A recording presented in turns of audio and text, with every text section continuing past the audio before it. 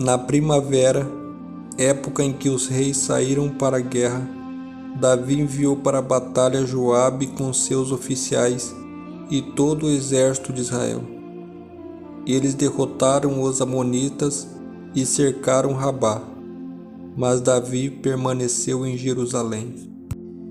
Numa tarde, Davi levantou-se da cama e foi passear pelo terraço do palácio.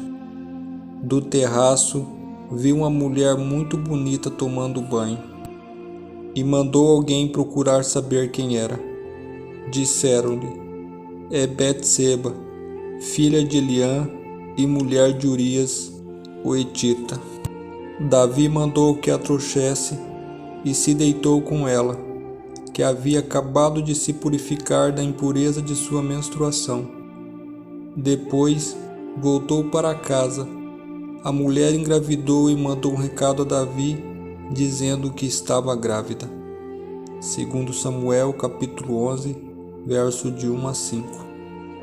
Betseba era uma linda e jovem mulher casada, sem filhos, no frescor da feminilidade dos seus 19 anos.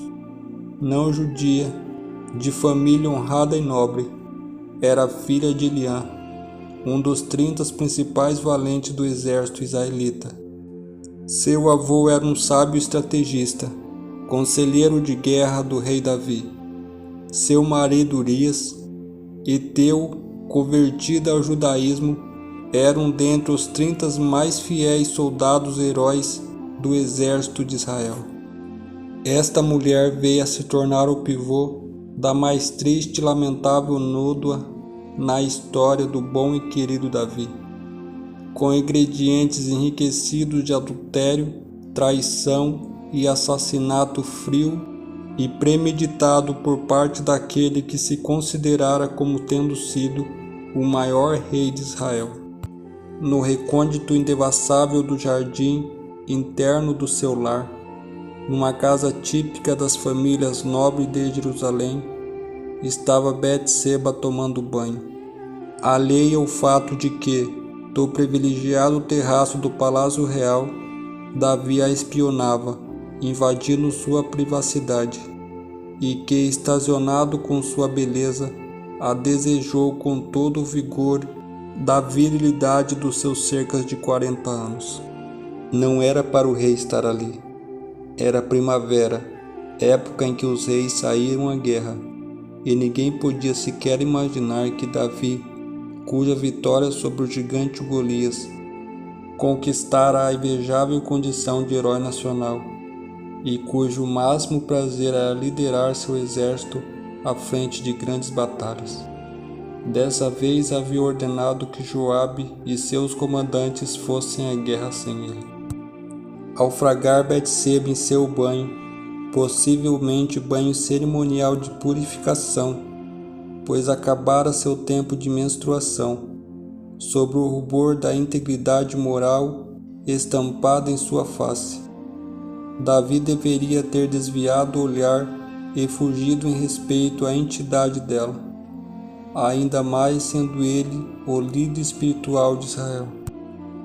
Deveria, mas não o fez.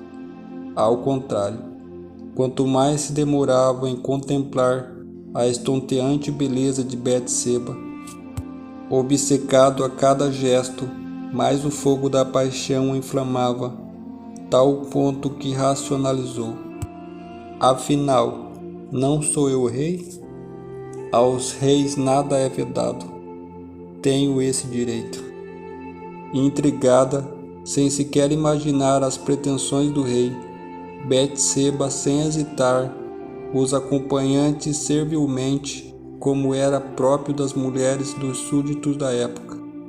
E então, surpreendida, acuada, subjugada por um rei todo-poderoso, sem outra opção, ela se submeteu passivelmente aos infreáveis caprichos e desejos do rei.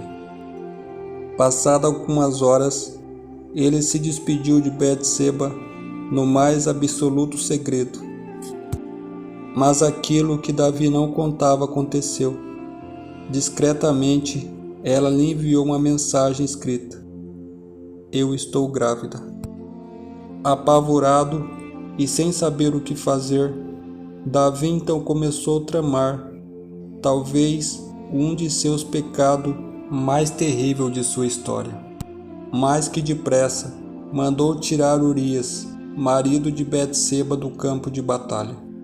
Levou-o até o palácio e, com palavras de elogios, ofereceu um farto banquete.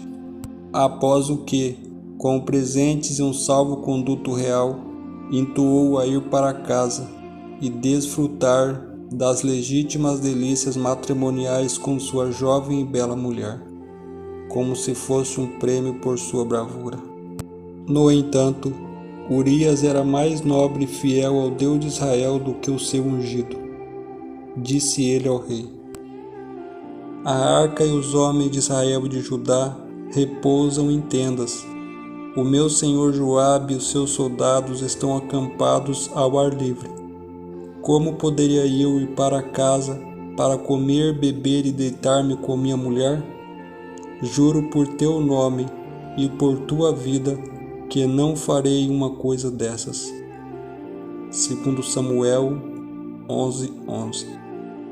Davi tudo fez para convencer Urias, oferecendo-lhe um novo banquete, mais fardo e embebedando-o com o mais fino vinho de sua adega real.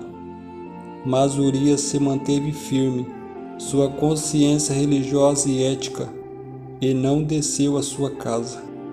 Urias, com sua obstinada fidelidade, acabou por levar em mãos sua própria sentença de morte, assinada pelo próprio rei, numa trama sórdida e calculista, acobertada pelo general Joabe, que mais tarde traiu a fidelidade a Davi. Escreveu Davi uma carta a Joabe dizendo: põe Urias na linha de frente e deixe-o onde o combate estiver mais violento, para que seja ferido e morra. Como Joabe tinha cercado a cidade, colocou Urias no lugar onde sabia que os inimigos eram mais fortes. Quando os homens da cidade saíram e lutaram contra Joabe, alguns dos oficiais da guarda de Davi morreram, e morreu também Urias, o hitita. 2 Samuel capítulo 11, verso 15 a 17. Respeitados os dias de luto, segundo o costume, uma semana, na vã tentativa de ele próprio assumir a gravidez, Davi tomou Betseba como sua mulher. Mas ambos sofreram amargamente a doença mortal que atingiu seu inocente primogênito com pouco tempo de vida. Querido Deus, que possamos pregar sua lei em nossos corações, que a triste realidade do pecado esteja cada vez mais longe de nós. Assim como Davi se arrependeu de coração e foi perdoado, que possamos também nós, Pai, se arrepender dos nossos de coração, para também receber o perdão. Essa é a nossa oração, em nome de Jesus. Amém. Até a próxima.